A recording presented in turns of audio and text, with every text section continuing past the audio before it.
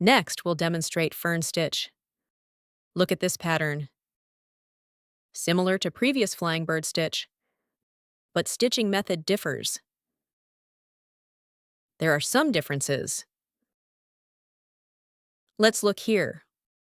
One is individual pattern. Other is connected pattern. Let's demonstrate individual one first, using 4 strands of color number 5. Come up at upper left.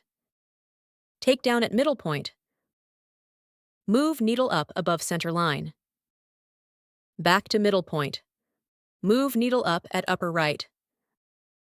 Again, back to middle point. Individual fern stitch complete. Similar to straight stitch. Very simple stitch. Let's demonstrate again. First left stitch, then middle stitch. Finally right stitch. Back to middle point. Following these steps, complete remaining pattern. Fern stitch perfect for floral patterns. Takedown. Let's look at the result. Now look at this one. Actually, same as previous. Same stitching method. Just connected together. While these are separate, let me demonstrate. Using 4 strands of color number 6.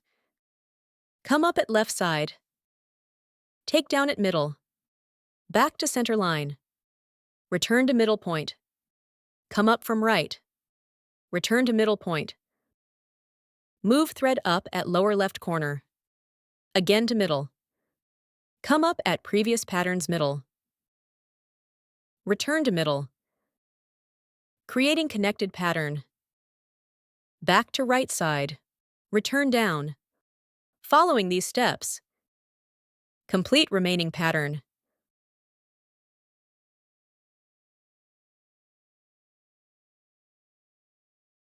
Return to middle. Let's look at the result.